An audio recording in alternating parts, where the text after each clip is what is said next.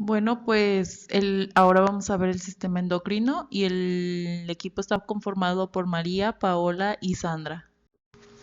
Pues vamos a empezar con las generalidades y tenemos que el sistema endocrino va a regular la actividad metabólica y a consecuencia de esto va a ayudar a la homeostasis y a coordinar el crecimiento y además el desarrollo corporal.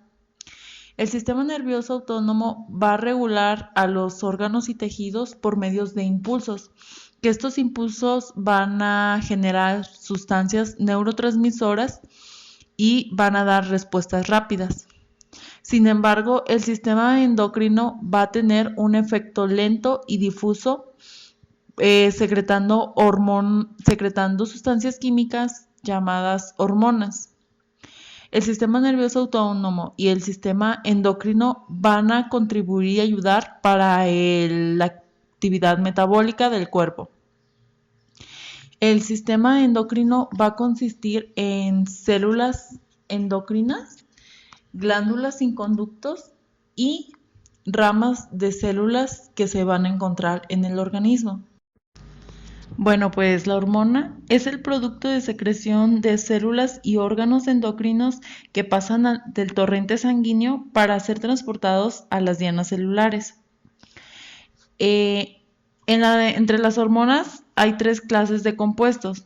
Entre ellos son esteroides, que son derivados del colesterol y son sintetizados y secretados por células como el ovario, los testículos o las glándulas suprarrenales. Desde el torrente sanguíneo hasta la diana celular son transportadas con ayuda de proteínas plasmáticas o proteínas transportadoras. Las proteínas transportadoras van a proteger la hormona de su degradación. En otro tenemos polipéptidos, proteínas y péptidos pequeños. Estas son sintetizadas y secretadas por células del hipotálamo, la hipófisis, glándulas tiroides y paratiroides y además el páncreas. Entre las hormonas que vamos a encontrar aquí son como el glucagón, la insulina y la hormona de crecimiento, entre otras. Estas suelen ser muy hidrosolubles y por lo general no necesitan proteínas transportadoras especiales, pero sí tienen proteínas específicas. Y los análogos y derivados de aminoácidos y ácido araquidónico. En estas se encuentran las catecolaminas, que son derivados de adrenalina y noradrenalina. Las prostaglandinas, prostaciclinas y leucotrienos, que vienen del ácido araquidónico. Estos son sintetizados y secretados por muchísimas hormonas e incluso puede ser también por la corteza suprarrenal.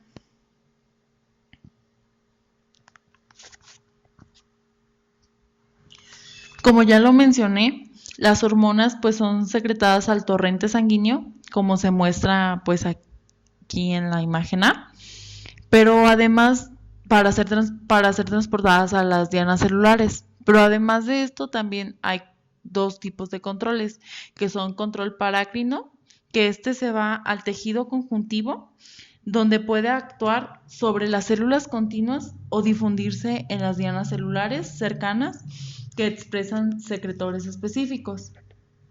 Y el control autócrino, que tienen receptor específico para ellos mismos y por ende regulan su misma actividad. El primer paso de acción de una hormona sobre la diana celular es cuando se une a un receptor hormonal específico. Existen dos tipos de receptores, que es receptor de la superficie celular y receptor intracelular. En los receptores de superficie celular vamos a encontrar que las moléculas hormonales se unen al receptor de proteínas y van a iniciar la síntesis de moléculas de segundo mensajero. Estas moléculas van a activar una serie de cascadas que van a traer respuestas específicas de la hormona en la célula estimulada. Y en receptores intracelulares es cuando la unión de la hormona al receptor hace que hace que sufra una transformación alostérica en una forma en que se una al DNA. Esta unión conduce a la transcripción de DNA y a la producción de proteínas nuevas que desencadenan respuestas específicas de la hormona celular estimulada. La producción hormonal con frecuencia está regulada desde el órgano diana por mecanismos de retrocontrol. En general, este ocurre cuando la respuesta a un estímulo, que es la acción de la hormona, tiene un efecto al estímulo original, que es la célula secretora de la hormona.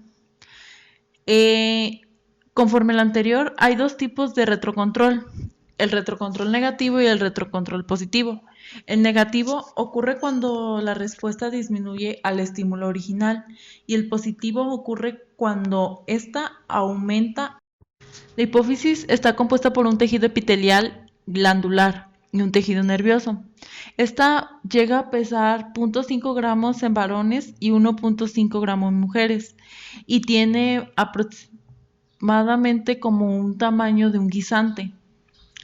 Esta va a tener dos componentes funcionales, que es el lóbulo anterior, que también se le puede llamar adenohipófisis, este conforma el tejido glandular, y el lóbulo posterior, que también se le puede llamar neurohipófisis, que es el tejido nervioso secretor. Al lóbulo anterior está compuesto por tres derivados, que es la porción distal, la porción intermedia y la porción tuberal. Y el lóbulo posterior está conformado por la porción nerviosa, el infundíbulo, que este se va a continuar con la eminencia media y contiene los axones neurosecretores. Para comprender la función de la hipófisis es muy importante conocer su irrigación y esta va a estar dada por dos vasos, que es la arteria hipofisaria superiores, que van a irrigar la porción tuberal, la eminencia media y el tallo infundibular.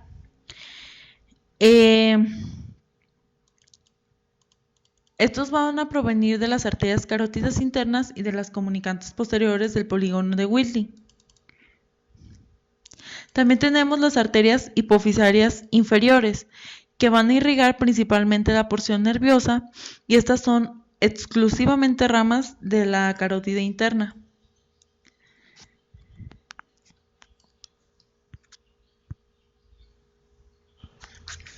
Las arterias superiores van a dar pie al plexo capilar primario, y estos capilares van a drenar en las venas portas hipofisarias, que van a transcurrir a lo largo de la porción tuberal y van a dar origen al plexo capilar secundario. Y pues la mayor parte de la sangre de la hipófisis va a drenar en el seno cavernoso de la base del diencéfalo, que va a estar comunicado con una circulación sistémica. El lóbulo anterior de la hipófisis o adenohipófisis va a tener pues la organización típica del tejido endocrino. Que se llama las células se van a distribuir en cordones y cúmulos separados por capilares que van a estar fenestrados por un diámetro relativamente grande. Estas células van a secretar y sintetizar hormonas hipofisiarias. Entre estas hormonas van a estar la hormona adrenocorticotrófica, la hormona tiroestimulante o tirotrófica, la hormona folicoestimulante y la hormona luteinizante. Estas son hormonas tróficas, ya que regulan la actividad de la célula en otras glándulas endocrinas. Sin embargo, la hormona del crecimiento o somatotrofina o prolactina no se consideran tróficas, ya que actúan directamente sobre órganos diana y no son índole de secreción endocrina. La parte distal del lóbulo anterior va a estar recubierta por una cápsula fibrosa y compuesta de cordones celulares mesenquimatosas. Hay tejido conjuntivo escaso localizado alrededor de las arterias hipofisiarias y venas portales. Las células mesenquimatosas que van a tener afinidad por colorantes se le denomina cromófilas. Y las células que tienen menor afinidad al colorante se le va a llamar cromófogas. Las cromófilas a la vez se van a dividir en acidófilas y en basófilas. Las acidófilas pues se van a teñir con colorantes ácidos y las basófilas se tiñen con colorantes básicos. También se van a encontrar células foliculoestrelladas. Estas no son secretoras y constituyen a una población grande de células en la parte distal. Aunque aún no se conoce con claridad su función, tienen prolongaciones largas y se desconoce si brindan apoyo físico a las células parenquimatosas de la hipófisis anterior. Aquí podemos encontrar pues un cuadro donde se van a mostrar algunas hormonas de la parte distal que pues están generadas por la hipófisis. Ya dado el caso que es la somatotropina, que va a inhibir la somatostatina y es un efecto general en las células que va a incrementar el índice metabólico. También la prolactina, que va a promover a las glándulas mamarias. La hormona adrenotrópica, que va a estimular la síntesis y liberación de hormonas, entre otras que aquí se muestran. En la parte intermedia van a ser células basófilas y cromófobas. Va a contener quistes remanentes de la bolsa de Rathke y va a estar entre la pared distal y la pared nerviosa. Y la parte tuberal está muy vascularizada por arterias y sistema porta hipofisiario. Este va a tener unas células epiteliales cuboides y cilíndricas bajas. La neurohipófisis, que es la glándula hipófisis posterior, se va a dividir en una eminencia media, en un infundíbulo y en una parte nerviosa. Va a haber axones no mielinizados de células neurosecretoras, que estos se van a encontrar en los núcleos supraópticos y paraventriculares del hipotálamo, que van a penetrar la parte posterior de la hipófisis para terminar cerca de los capilares. A estos axones le vamos a llamar vía hipotálamo-hipofisiaria. Esta vía va a ayudar a sintetizar dos hormonas, que son la vasopresina y la oxitocina. Que la vasopresina también es la hormona antidiurética. Y pues finalmente tenemos la parte nerviosa, que va a recibir las terminales de la vía hipotálamo-hipofisiaria neurosecretora.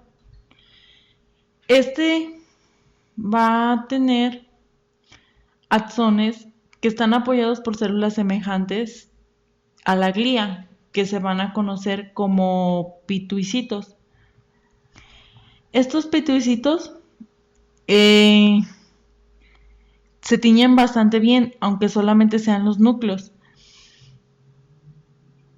Contienen gránulos unidos a la membrana de la vasopresina y otra población de oxitocina.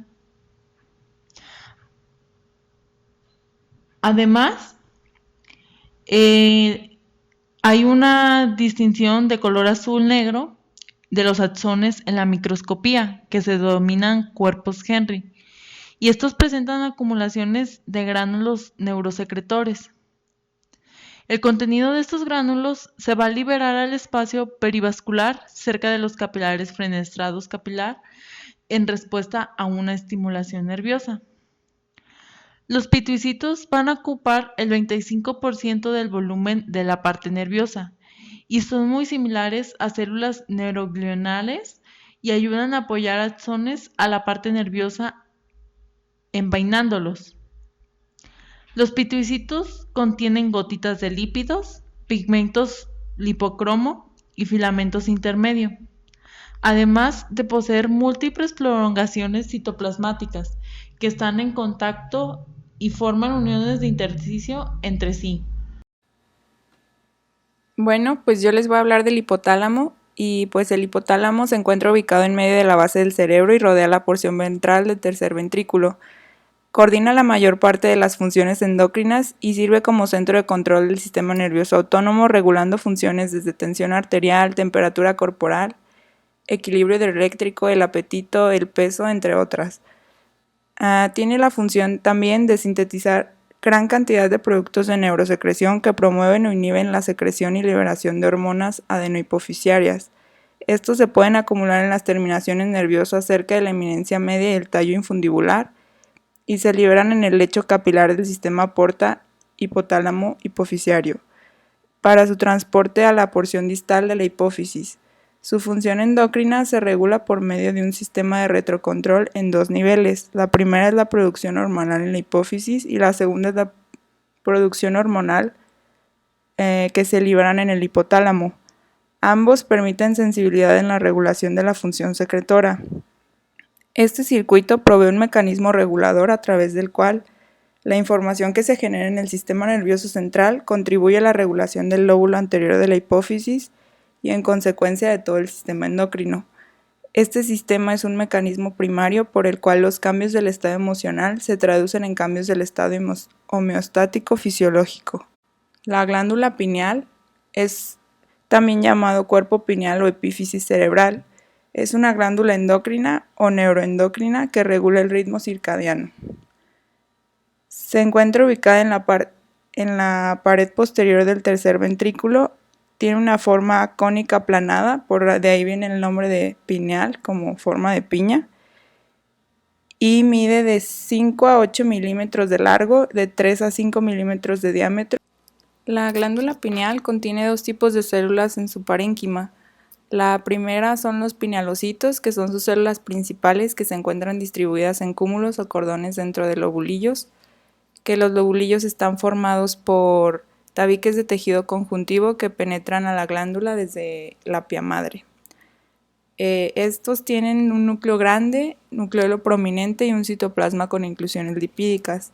Se puede observar en la imagen los pinealocitos. Y también están las células intersticiales o células neuroglicas, que solo son el 5% de la población celular total y son los que están acá arriba, que se dice astrocitos. Además, contiene concreciones calcáreas o acérbulos cerebrales o arenilla cerebral, también llamadas, que son productos de la precipitación de fosfatos y carbonatos de calcio sobre las proteínas liberadas en citoplasma cuando las secreciones sufren exocitosis. Y pues en la siguiente imagen se pueden observar las arenillas cerebrales, que es, como se puede ver, son muy basófilas y son como características de esta glándula.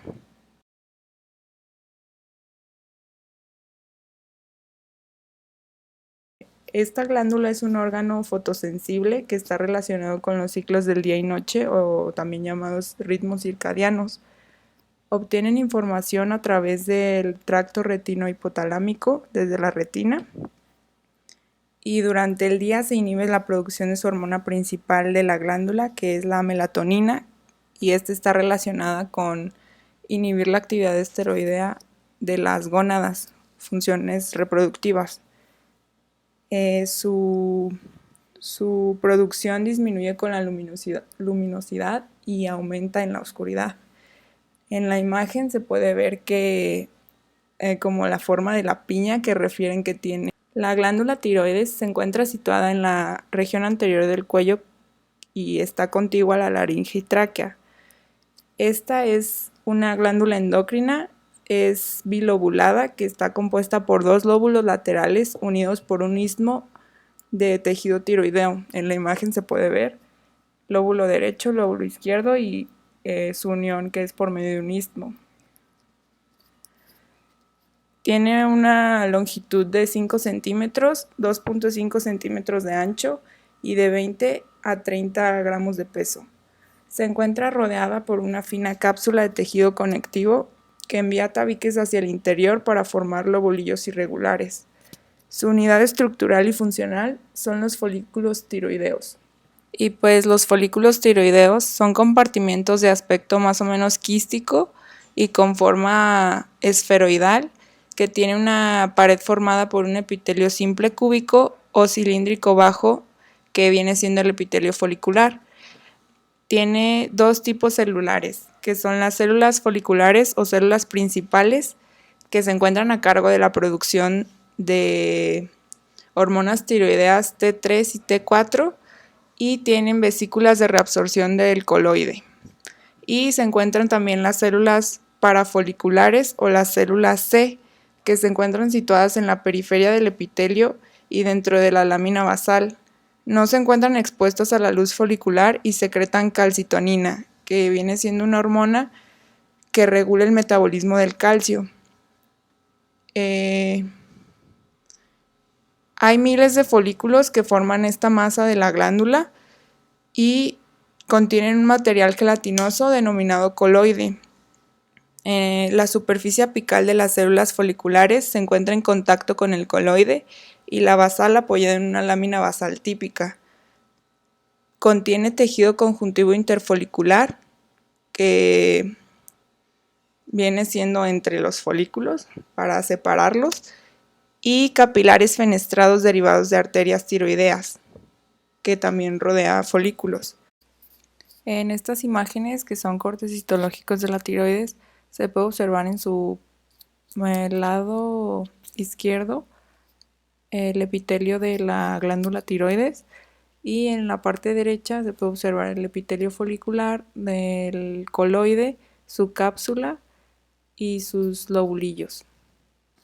Esta glándula es indispensable para el crecimiento y desarrollo normal mediante la producción de hormonas, como son la tiroxina, que es sintetizada y secretada por las células foliculares y se encarga de regular el metabolismo basal y la producción de calor, influyendo sobre el desarrollo y crecimiento corporal.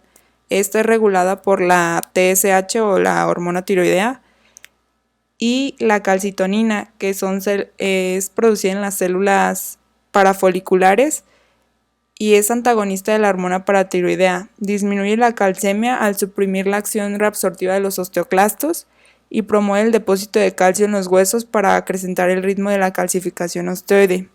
Las glándulas tiroides son singulares contra las otras glándulas endocrinas debido a que su componente principal del coloide es la tiroglobulina, que es una glucoproteína de gran tamaño que almacena de forma inactiva a las hormonas tiroideas.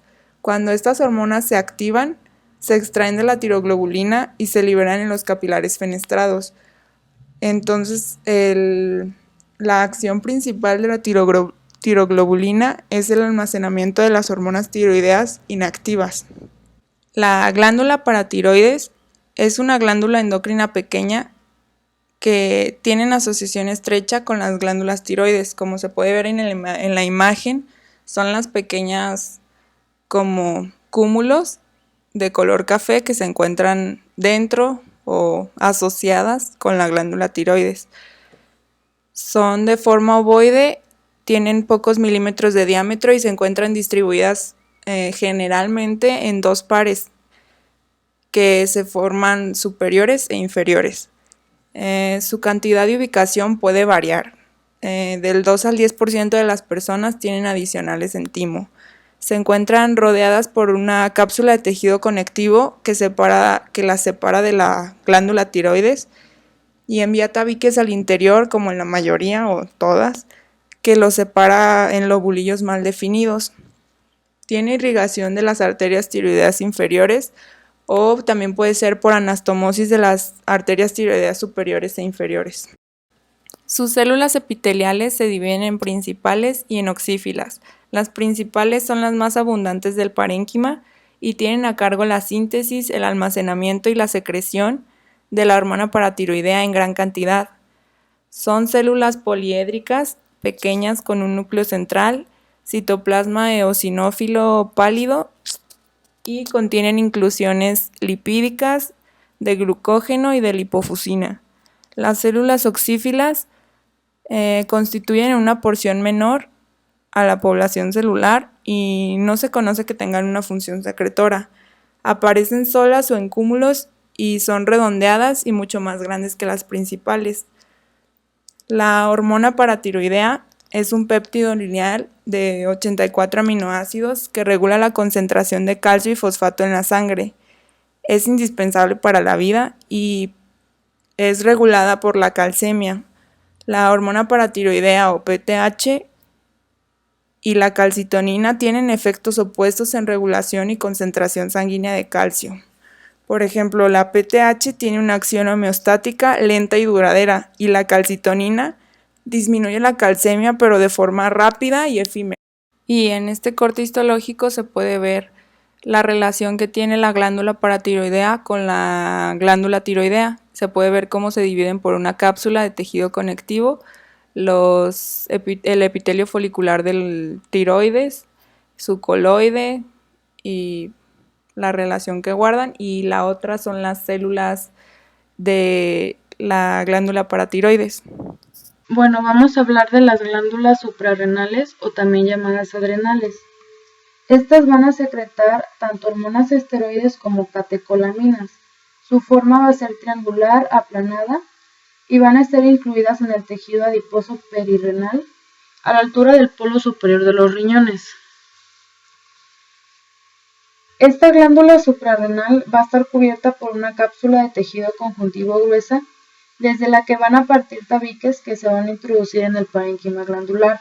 Estos van a llevar tanto vasos sanguíneos como nervios. Luego vamos a tener al tejido parenquimatoso, el cual se va a dividir en dos regiones, una corteza que va a ser la porción secretora de esteroides y que está situada bajo la cápsula y va a constituir el 90% del peso total de la glándula, y la médula, que es la porción secretora de catecolaminas. Esta es más profunda que la corteza y va a formar el centro de la glándula. Aquí tenemos un corte histológico en el que vamos a observar que la porción profunda de la corteza se tiñe más oscura que la porción superficial externa. Bueno, ahora vamos a hablar de la irrigación de las glándulas suprarrenales, que está dada por las arterias suprarrenales superior, media e inferior. Estos vasos se van a ramificar antes de penetrar la cápsula para formar múltiples arterias pequeñas que la van a perforar. Luego vamos a tener los vasos, que van a formar un sistema que se va a dividir en tres, que son los capilares capsulares, que van a irrigar la cápsula, y los capilares sinusoidales corticales fenestrados, que van a irrigar la corteza y luego van a drenar en los sinusoides capilares medulares fenestrados. Y por último, las arteriolas medulares, que van a atravesar la corteza dentro de los tabiques conjuntivos y van a llevar la sangre arterial a los sinusoides capilares medulares. Por lo tanto, la médula va a tener así una irrigación doble, proveniente de la sangre arterial de las arteriolas medulares y la sangre venosa de los capilares sinusoides corticales, que ya han irrigado la corteza. Las vénulas que surgen de los sinusoides corticales y medulares van a drenar a pequeñas vénulas colectoras médulo-suprarrenales, que se van a reunir para formar una gran vena, que es la vena médulo-suprarrenal central. Esta va a desembocar directamente en la vena cava inferior del lado derecho y la vena renal izquierda del lado izquierdo del cuerpo. Vamos a ver que esta vena médulo-suprarrenal central va a poseer una túnica media con haces de células musculares lisas con orientación longitudinal. En el libro se menciona que existe una contracción de estos haces musculares lisos longitudinales a lo largo de toda de esta vena. Esto va a determinar la disminución del volumen de la glándula suprarrenal. Esta reducción de volumen va a provocar un agrandamiento de la salida de hormonas de la médula suprarrenal hacia la circulación, en un fenómeno que se puede comparar con como exprimir una esponja empapada de líquido. Bueno, vamos a hablar sobre las células de la médula suprarrenal. Estas células se van a llamar células cromáfines o células medulares, que se van a encontrar en la porción central de la glándula suprarrenal, o sea, en la médula. Va a estar compuesta por un parénquima de células grandes, pálidas, de un aspecto epitelial, aparte también de tejido conjuntivo, capilares sinusoides abundantes y nervios. El modo en el que van a liberar sus productos de secreción va a ser cuando los impulsos nerviosos transmitidos por las fibras simpáticas alcancen las células cromáfines secretoras de catecolaminas. Vamos a encontrar también algo muy importante en estas células, que se van a considerar el equivalente a las neuronas postganglionares. La diferencia de estas va a ser que no va a tener prolongaciones axónicas. El crecimiento de los axones va a ser inhibido por los glucocorticoides, que son hormonas secretadas por la corteza suprarrenal. Por lo tanto, las hormonas de la corteza suprarrenal van a ejercer un control en la morfología de las cromáfines y van a impedir que las células cromáfines tengan prolongaciones axónicas o nerviosas. También vamos a encontrar que en la médula va a haber otro tipo de células, que son las ganglionares. Su característica de estas células van a ser que los axones se van a extender periféricamente hacia el parénquima de la corteza suprarrenal. ¿Para qué? Pues para modular su actividad secretora e inervar los vasos sanguíneos. Y también se van a continuar fuera de la glándula hasta los nervios exprácnicos para inervar las vísceras abdominales. Las células cromáfines van a estar muy bien organizadas en cúmulos ovoides y cordones anastomosados breves. Sus características principales van a ser que van a tener numerosas vesículas de secreción, retículo endoplásmico rugoso abundante y un aparato de Golgi muy bien desarrollado. La secreción dentro de las vesículas puede teñirse de manera específica para mostrar histoquímicamente que las catecolaminas adrenalina y noradrenalina son secretadas por las células cromáfines. Vamos a tener también que las células cromáfines se van a dividir en dos poblaciones principales, que son las vesículas de centro denso y las vesículas pequeñas. Las vesículas de centro denso van a secretar noradrenalina y las vesículas pequeñas van a secretar adrenalina. Vamos a ver que la adrenalina y la noradrenalina van a constituir menos del 20% del contenido de las vesículas de secreción medulares. Aparte también, estas células van a tener una gran cantidad de proteínas solubles, como por ejemplo las cromagraninas. Otro punto importante es la liberación súbita de las catecolaminas, que va a establecer condiciones para la utilización máxima de energía y para el esfuerzo físico máximo, como por ejemplo cuando hacemos ejercicio. La liberación de adrenalina como noradrenalina va a participar en ciertos procesos como glucogenólisis y movilización de ácidos grasos libres desde el tejido adiposo. Esto va a ocasionar el aumento de la frecuencia cardíaca y del volumen por minuto cardíaco, así como un aumento en la frecuencia respiratoria. ¿Para qué? Pues para llegar a este esfuerzo físico máximo.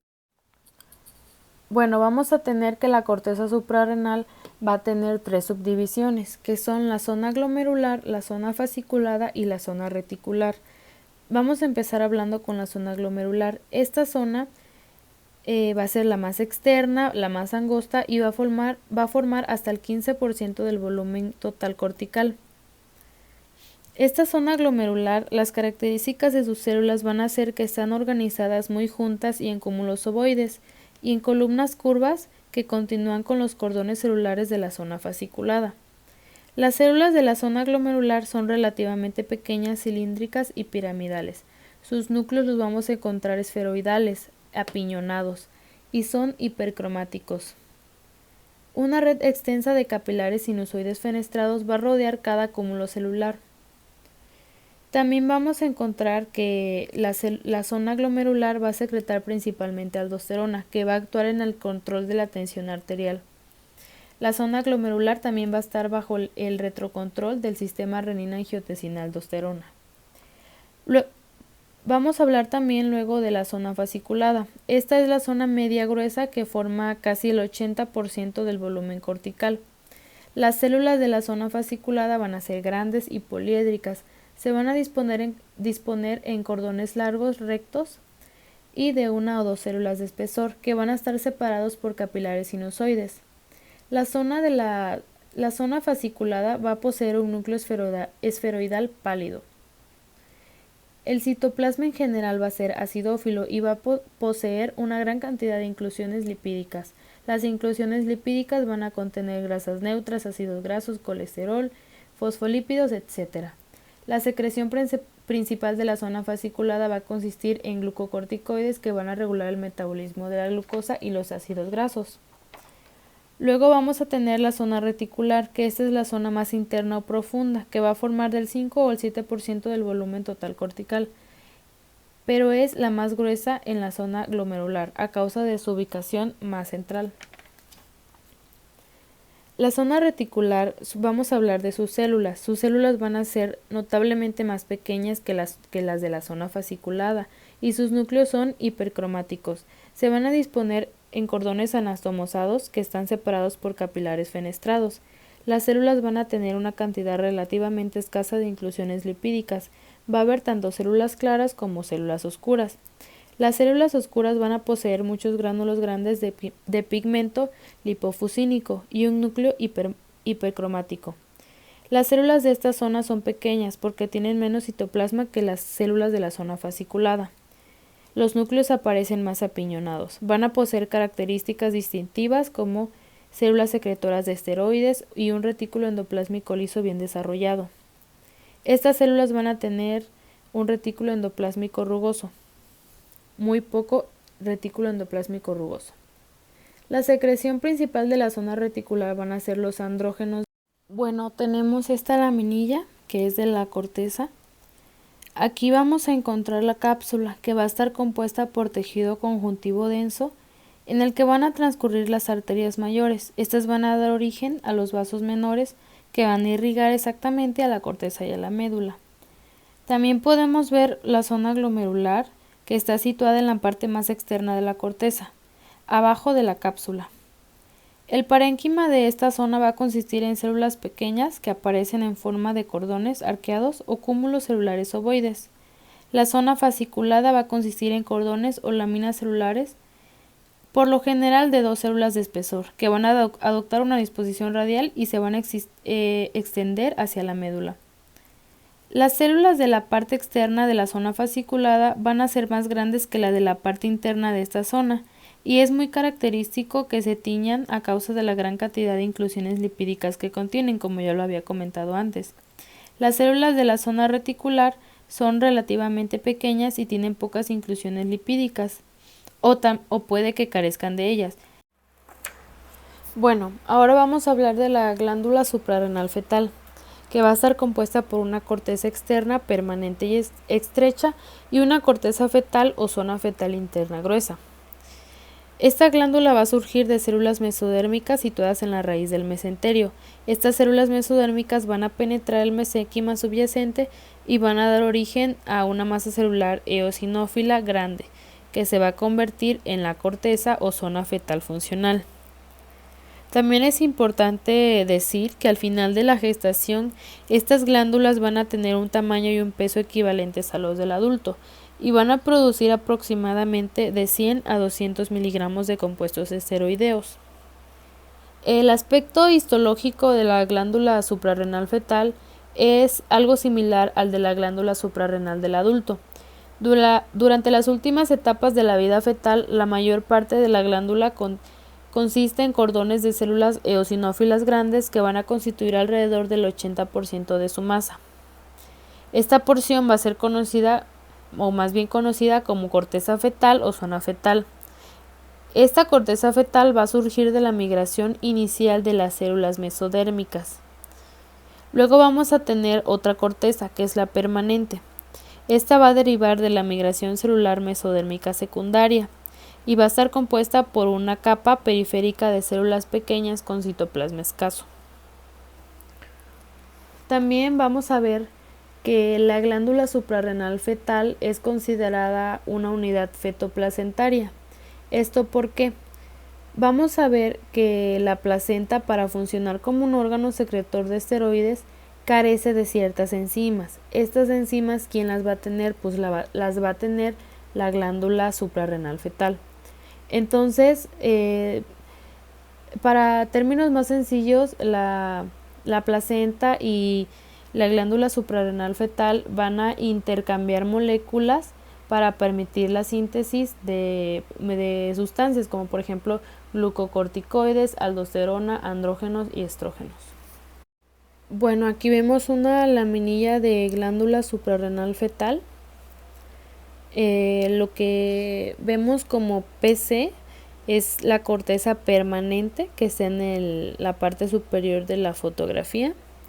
Debajo vamos a encontrar la zona fetal como FZ, en la cual podemos observar células que se organizan en cordones lineales un poco anastomosados. También vamos a encontrar algunos capilares que van a estar dilatados. Esos capilares los vamos a encontrar con una C. Y vamos a ver que tienen contenido de eritrocitos. Luego vamos a ver en la fotografía B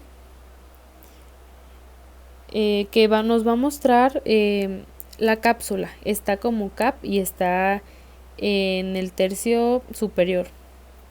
Y la corteza permanente que está debajo. Luego en la figura C, esta fotografía muestra células de la zona fetal en el mismo momento que en el B. Hay que notar el tamaño un poco mayor de los núcleos y la gran cantidad de citoplasma en cada una de las células de la zona fetal. También podemos observar la eosinofilia del citoplasma en comparación con los citoplasmas más basófilos de las células de la corteza permanente. Y pues ya finalmente tenemos nuestro caso clínico, que es de una mujer de 34 años de edad con hipertiroidismo e ictericia.